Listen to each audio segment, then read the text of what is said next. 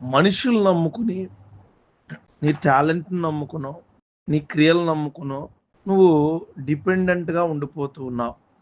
కానీ దేవుడు శక్తివంతంగా మీకు చెబుతూ ఉన్న మాట ఏంటంటే, ఆయన యందు విశ్వాసముంచువారు ఏ మాత్రమును సిగ్గుపడడు. ఎవరి యందు విశ్వాసముంచువారు? దేవుని యందు విశ్వాసముంచే ప్రతి మనిషి సిగ్గుపడడే పడడు. ఎందుకు పడడంటే, ఆయన మన కొరకు కాచిన, మన కొరకు చేసిన అద్భుతమైన పనులు అలాంటివి.